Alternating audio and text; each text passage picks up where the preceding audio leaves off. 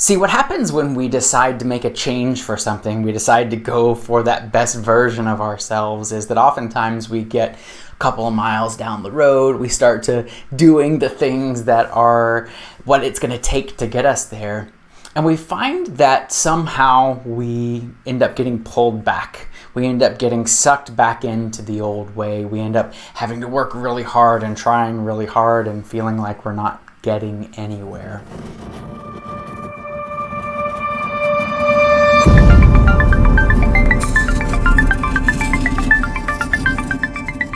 Hey, Joshua Ludlum with Exponential Evolution. I help people evolve their minds, their beliefs, and their worlds exponentially. Listen, there is a common phrase that happens in the transformation/self-help world that I find on one hand to be very beneficial, and on the other hand to be very, limiting. And that word or phrase is the idea of having limiting beliefs.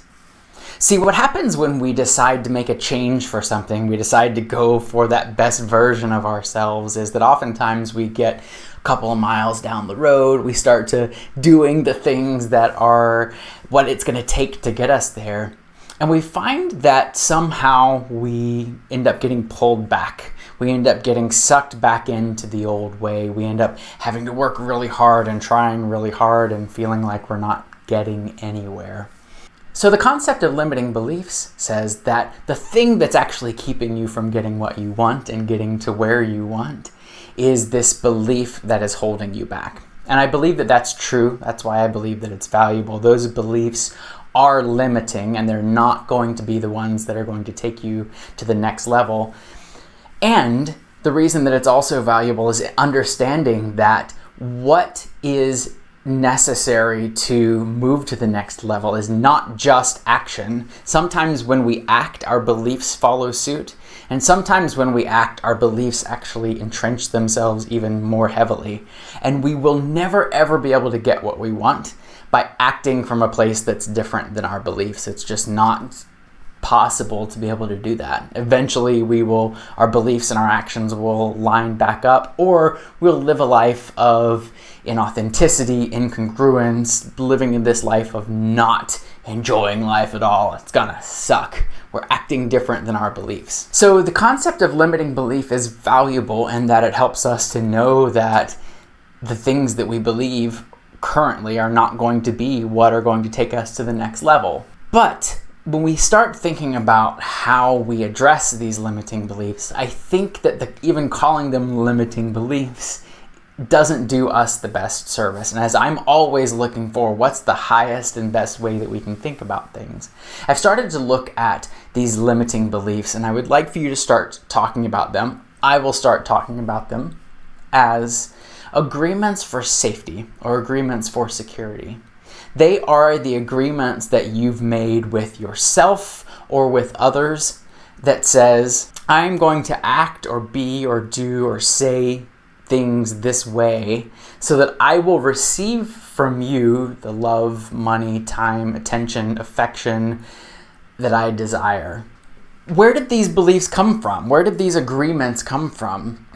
If you grew up in a household where financial resources, money, was limited, you might have this belief that resources, money is limited, and therefore it's always going to be hard for you to make money. So you might have made an agreement with yourself, I will always have to work really hard in order to receive money.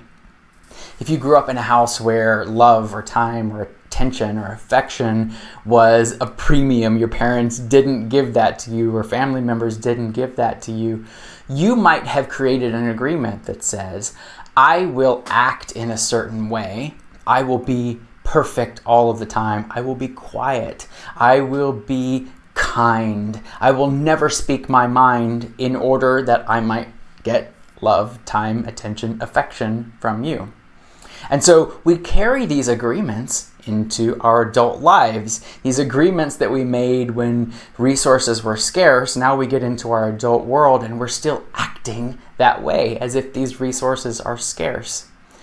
So these agreements, while they were beautiful at the time, they are survival agreements.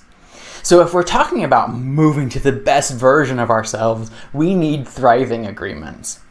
Before we get there, though, the reason that I love this idea of these being agreements is the fact that we chose them. We chose these agreements in order to get what we wanted. And so I want you to really honor those agreements because, again, first of all, they are the thing that got you to here. And second of all, those agreements that you've made and your desire to keep those agreements, when you think about trying to create agreement that says I'm moving forward in my life, a lot of the times the reason those agreements don't stick is because we have a higher priority competing agreement that's already in place. And so it's the very desire that we have not to go against our agreements. We can't put a new agreement in place when we already have an agreement there. That desire to keep those agreements is actually what's going to help us to easily level up and easily evolve when we are able to shift those agreements.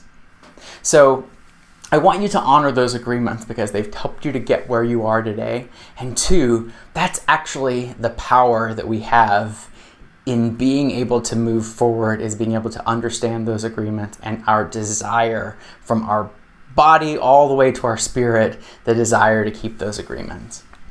So as you'll start thinking about what the next level is, you're going to want to start looking at what are those agreements that I've made today that were based in survival, that were based in this desire to be safe, to be secure, and what are the agreements that you're going to want to put into place in order to thrive, in order to have what I will call agreements for success or agreements for soaring. What are those things, agreements that are going to take you to the next level? So I'm going to give you over the course of the next couple of videos some ways to look at what agreements are, how you can know what your current agreements are so that you can change them. Because until we change them, again, we're not going to be able to move to that next level until we actually change those agreements. We can't just rewrite over top of them because we really want to hold those agreements sacred. And the reason we want to hold them sacred is because when we get to the next level, we don't want anything to sway us off of those agreements. We want to be able to hold those agreements, our word, our decisions, with integrity.